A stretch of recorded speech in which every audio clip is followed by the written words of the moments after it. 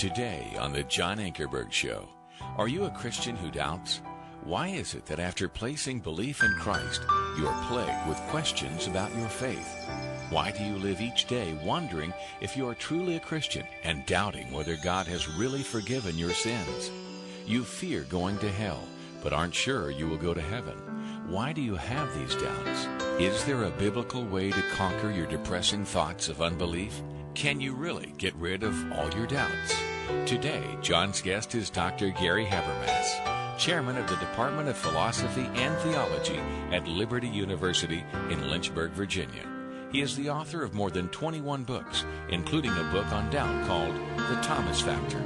We invite you to join us. Welcome to our program.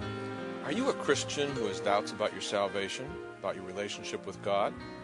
You wonder where God is in times of tragedy or disappointment? I know some of you have been struggling with doubt for years. Why? Because you've told us. You've almost given up hope that you'll experience what other Christians seem to experience all the time. And the Bible does promise peace and assurance to God's children. So why don't you have it? You certainly want it. Well, I think we also have to realize there are many kinds of doubts. But emotional doubt is probably the worst, the most destructive and debilitating of all the doubts you can have. Emotional doubt robs you of your joy with Christ.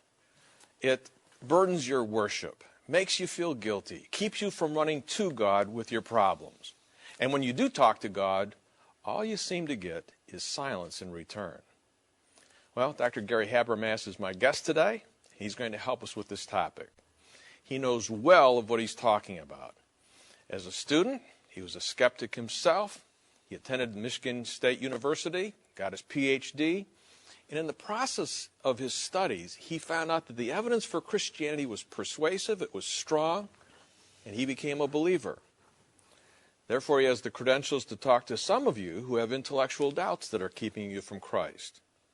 But then after becoming a Christian, Dr. Habermas tragically lost his wonderful young wife to cancer and went through the full spectrum of feelings and emotions and all the turbulence that center around death and the tragedy.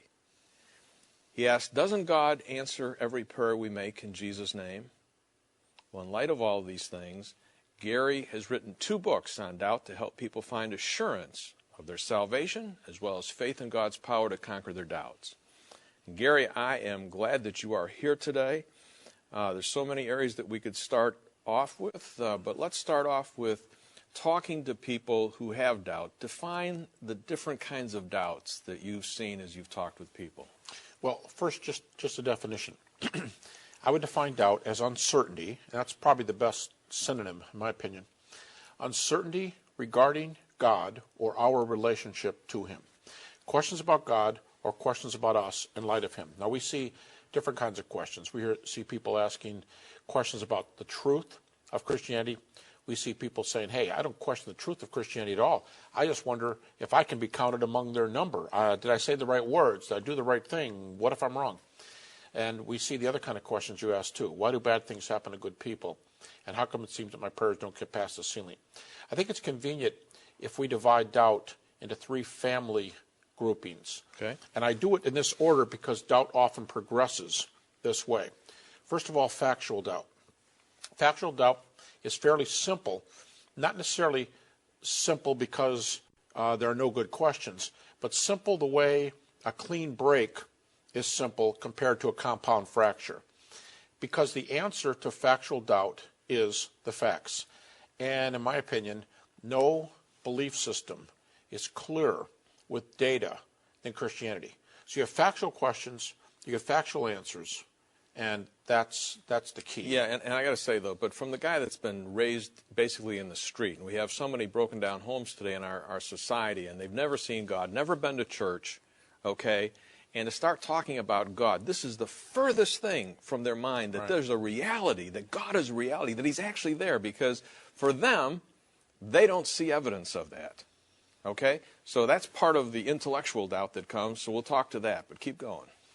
Yeah, and the second kind, as you said, emotional doubt is by far the most common and by far the most painful. I've done some work with a psychologist buddy of mine, and we've given people batteries of exams, so we can kind of tell, or he does the work on this, personality types, and we kind of predict what kind of doubt certain personality types have, and we've come up with a scale that you can take questions and see what kind of doubt you have. Well, it's from that we learn, this is just a guess, maybe 70% of doubters are primarily emotional doubters. It's the most common, and it's very painful, but it's the one concerning which there are the most twists and turns, because it's not as bad generally as the person tells himself. Define more about what emotional doubt is. Sure. What do you mean? Well, a factual doubt comes from asking tough questions, which Jesus, really the Son of God, is early raised from the dead. Emotional doubt is mood related. It's personality related. And it often comes from, we don't stop and think about this, but it comes after a hard day in the office. It comes after flunking an exam. It comes after a child is having issues. It comes perhaps when you ask somebody out and they say no. I mean, you get caught up with things emotionally and things don't work out as you think they should. And it's those moments, often late at night in bed, and you say, what if I'm going to hell? Now, I've taken informal surveys among thousands of people. How many of you, after salvation, have contemplated at some point that you could just be, maybe, what if, going to hell? I've seen up to 100% of hands raised. For sure. Typically, I just did this a few days ago with a group, 70, 80%. Very common. That's a what if kind of doubt. And you say to the person, well, John, do you have any reason to think you're going to hell? Well, no, but what if? Or I could ask that same factual question. See, doubt has more to do with why you're saying what you're saying than it does what you're saying. So you could say, well, what if Christianity is false? Well, John, maybe you have a question you want to lay on the table here. No, I just wondered, what if it is? Nothing on your mind. No, nothing, but what if? They're asking factual questions, but what if questions are usually emotional. And so they are fact-related, first category, mood-related, second category. See, I may ask about the truth of Christianity, but I'm not asking about the data. I'm asking how I feel about the data. And I'm asking what's going on in my life when I'm asking that question. That's emotional. Yeah, and the emotional does come into the theological, but because of what you do believe influences what you feel. Oh, absolutely. What you say to yourself influences what you do and how you feel. And so if you're not clicking on all cylinders up here, I mean, we all know to say, it's a great day until someone cuts me off in traffic. And the minute I say it's, bummer, this always happens, bad day coming, all of a sudden I feel down. That's kind of the process that happens often with us. And what are we talking about again? Feelings. All right, let's talk a little bit about the intellectual, but I want to spend the most of the time on the emotional. What are the big ones in terms of the intellectual problems? Give us a couple hints of how to get through those. Well, and by the way, the third one is volitional, which Okay. has to do with will, and that can be a lot more serious. The person has very few feelings, and it's loss of motivation. The person who, the zeal is gone, they're on the fence, or they're worse, and they're starting to drift. Okay, what kind of things are you saying with factual doubt? The question might be this. I've heard the Bible's the Word of God, but come on, all religions of the world claim this sort of thing. What data do we have for this? And you might press on that. Or the deity of Christ. But frequently, what I usually see, if the answer to factual doubt is the facts, there's a right way and a wrong way to ask about facts. I think the closer to the center of Christianity you get, what believers call many times the fundamental doctrines, those are the ones that should make a difference, but that's not what you see. Many Christians, while asking factual questions, ask them about secondary issues. I mean, you've done a lot of programs on things like this. What do Christians disagree over? Things like, what is the age of the earth? Am I eternally secure? Am I not eternally secure? What about the sign gifts? Pre-mill, amill, pre-trib, post. And some people feel very, very strongly about that, and that's fine. Nothing wrong with having a view. But I think many of us would recognize that a Christian is not a Christian because of what view they hold on the millennium. So two things you have to do with factual doubt. You have to know the data and recall it and bring it to bear on the problem. Secondly, you have to see what it is you're asking questions about. You want to major in the major. Paul in Romans 14 and 15 tell us not to judge another person about certain issues, and he picks two pithy, very difficult issues, one moral, one theological, vegetarianism, meat offered to idols, and secondly, what day do you worship on? And Paul doesn't step in there and say, here you do, parse the verbs this way, and over here, this is right. He says, the man who eats, eats to the Lord. The man who doesn't eat, oh, he's wrong? No, to the Lord he doesn't eat. The one who takes a day, takes that day to the Lord. And the one who doesn't, the implications are, doesn't do it, but to the Lord. We don't have to solve every issue in the world. There's nothing wrong with living with questions. And I think we need to tell ourselves, this is a complicated world. The reason Christians disagree is not because the Bible's not this or the Bible's not this, because we're persons. By the way, the root of doubt is because, number one, we're finite persons, number two, we're sinners. That's the root of doubt, not because the Bible's not clear or whatever. But if we major in the major, minor in the minor, and then concentrate on those major doctrines, Christianity is pretty clear. That's why Christians who've trusted Christ, there's very little disagreement about those central doctrines. I think that's very significant. All right, stick with one of them that is coming up often with some people that have doubt, and that is that, God is a love, but not for me. God is a God of love, but not for me. You've got election, not elect, so they're not going to make it. I mean, that's a theological problem that affects whether or not they can accept the promises of God. Right. What's your advice in terms of being a very controversial question? Well, to me, it depends, as I said, not so much on what they're asking, but on the angle from which they're asking it. If they say, well, what is your view on this position of sovereignty, free will, and so on and so on? One of the first things I'm going to say is, colloquially, I'll say, who died and left me boss of this kingdom? I may teach theology or I may teach philosophy, but that doesn't mean I'm the be-all, end-all end of this. But also, a person's salvation does not depend on whether they emphasize God's free will or man's. There are different ways to slice this pie. See, I would not want to answer that question in this sense. Then by answering, I give the person the impression what they say about this is crucial. Then they get off in this quandary because Christians are just all over the map on it. To me, the issue is this. What are you telling yourself about it? If you're saying, well, you know what? I could be elect, but, man, what if I'm not?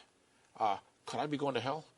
What if I didn't say the right words? Almost always, those are factual questions, but emotional responses to them. I call that emotional doubt. Let me give you an analogy.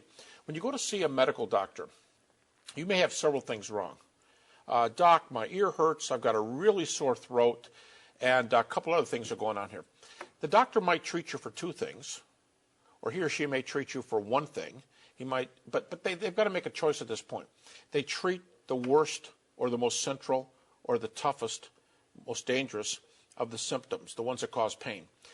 And almost no doubt is only and always one kind. We're whole people, and we are integrated, and our questions are all over the map. But the person who's listening, the friend, the counselor, the pastor, has to say, well, look, this is primarily emotional. Let's not talk about your question right now. Let's talk about why you're asking it. There's some hurt here, and we've got to deal with the emotions. And that's what you deal with. They can see the question better when they're thinking more clearly. Okay. I love the verse, God so loved the world that he gave his son for everybody. In other words, so let's assume that you have a God that loves everybody. Another problem that comes up, have I committed too much sin? These are kind of intellectual problems that people say, well, you know, Habermas, you're a pretty good guy most of your life. You don't know my track record. Okay? So, yeah, God might be a God of love, but how do you get across to these people that God would love the fella that's really messed up his life?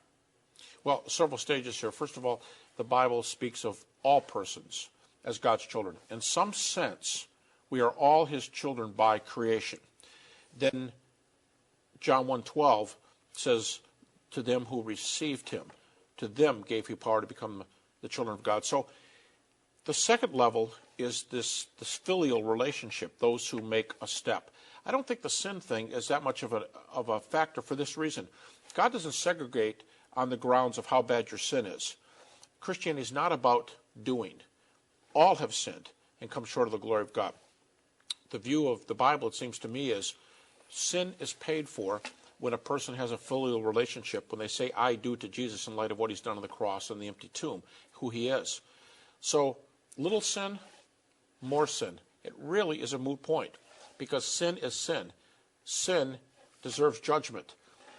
If someone says, you don't know what kind of a person I am, hey, look, Jesus died for that person, died for me. I don't think the volume of sin is the issue here. It's but what Jesus did for it. I guess what I'm getting to is that the person, again, is in the feeling area.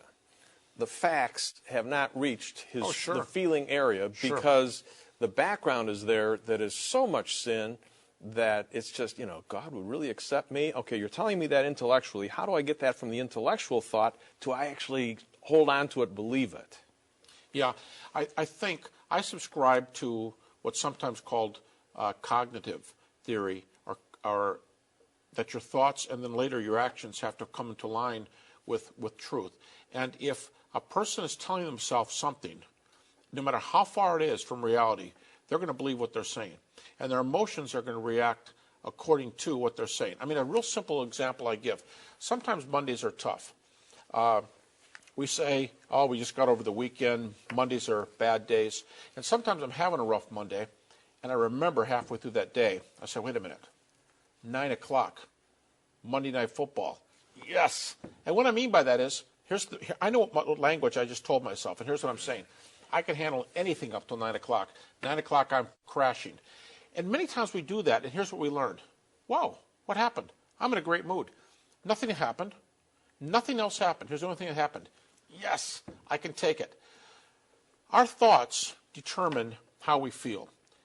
Proverbs 15:15 says that a cheerful heart hath a continual feast. I think that's a great word. Who doesn't like a feast? Especially when there's fellowship and friends involved. A cheerful heart lives in that kind of surrounding. Why?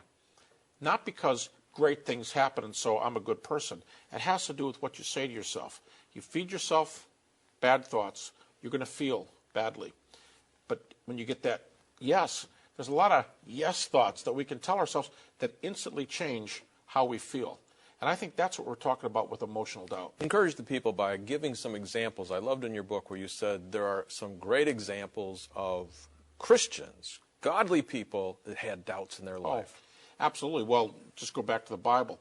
Job is the best case. We don't read those 30-some silent chapters in Job. Job says some very strong things. At one point, to paraphrase, he says to God, get out of my face so I can have a moment's rest. Well, we expect Job to say that, but how about great heroes of the faith? If I said, who's the man of faith? You'd say, Abraham. But talk about struggles.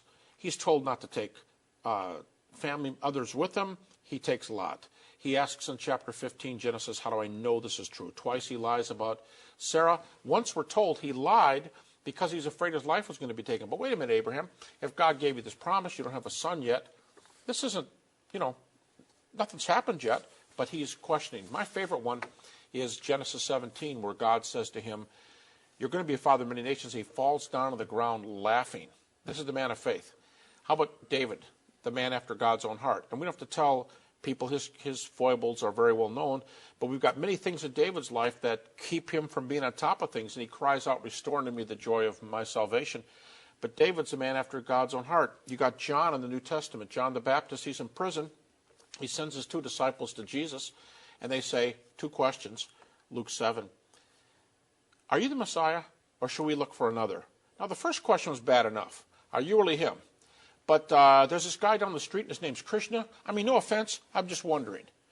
And Jesus says to the disciples, he doesn't say, hey, you can tell John to go jump in the lake.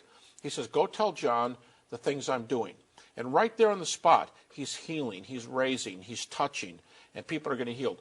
And as the disciples of John walk away, Jesus said to the people, hey, what do you expect when you went out there in the wilderness to see this guy? Some kind of country bumpkin? No, I'm telling you, he's the greatest man ever born. Now, that's incredible. Doubting John, because the disciples haven't gotten back to him yet, doubting John is the greatest man ever born. Paul's thorn in the flesh. Over and over again. Jeremiah, we call him the weeping prophet. Today I think we call him the depressed prophet. I mean, this man's suffering. Lamentations. Why are you doing all this stuff? The book of Psalms. The Bible is filled with passages like this. People say, well, I haven't heard this before. it doesn't preach. But I think it does preach. I think those passages say we're humans, we're finite. Number two, we're sinful. That's why we doubt. That's the first thing. Okay, now, but I want you to, first of all, tell the people that are listening they can beat this doubt. Oh, hey, absolutely. You know, to me, first of all, I went through it for 10 years. And I think I ran the whole gamut. Factual, emotional, volitional. But I've talked to several people. Don't hear me saying, it's me, it's me, it's me. But this is there's a lot of twists and turns here. And I have seen so many people, I could tell you story after story of people who say, well, I've gone to so many pastors, I've gone to so many professors, I sure hope you could do something because everybody else just hasn't been very smart. And with that, they sit down after this challenge and they walk away, and a few weeks later, and they're saying, hey, it was so simple, why didn't I do this a long time ago? It's complicated and it's painful, and it's not that hard to break in most cases. All right, we're going to pick this up again. We're going to pick up with the myths, the common myths about doubts, and we still want to hit this thing of the emotional doubts that people have, and then get to the volitional. Stick with us.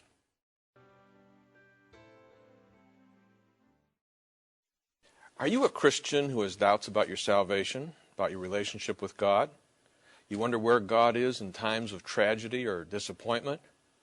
I know some of you have been struggling with doubt for years. Why? Because you've told us.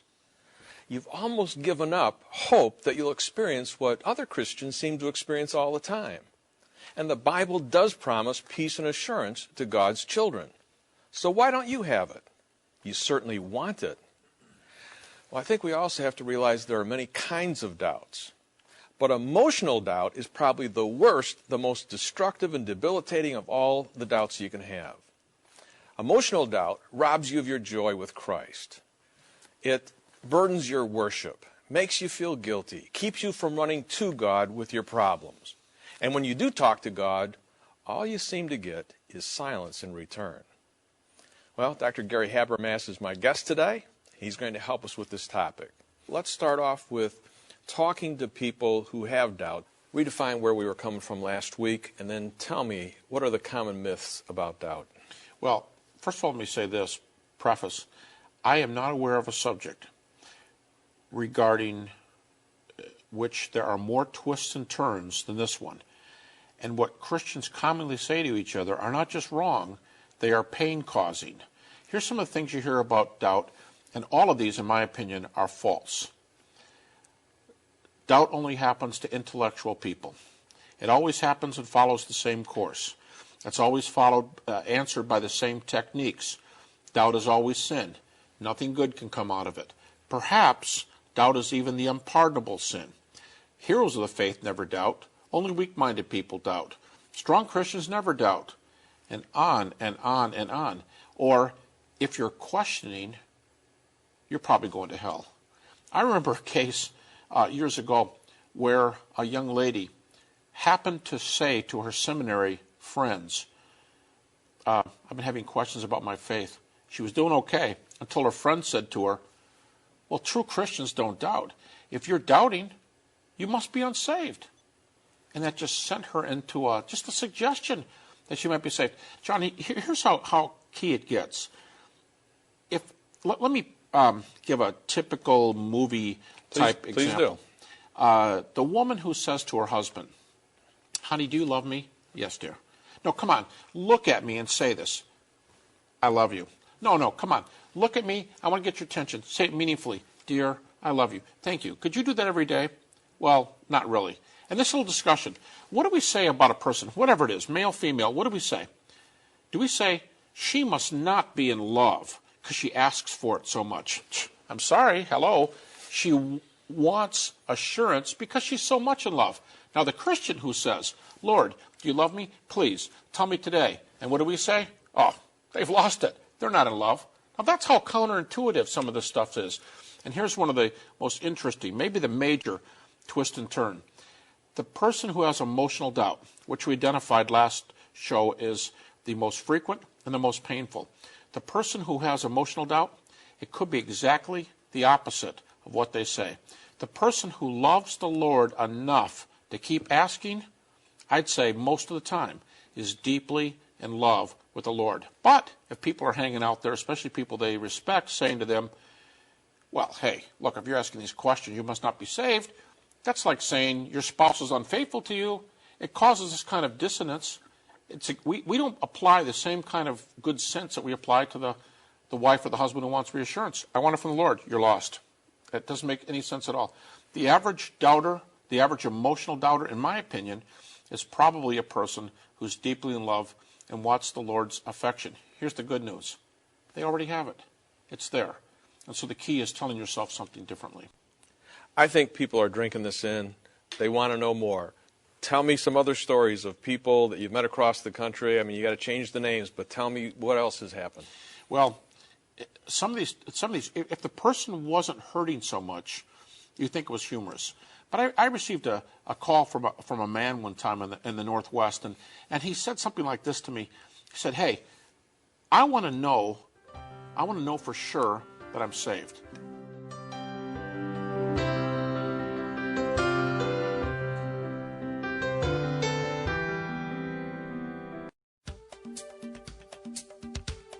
Thank you for joining us for this edition of the John Ankerberg Show. For more information, please contact us at 1-800-805-3030. That's 1-800-805-3030. Or go online at www.ankerberg.org. Today's show is a production of the Ankerberg Theological Research Institute and is a recognized member of the National Religious Broadcasters.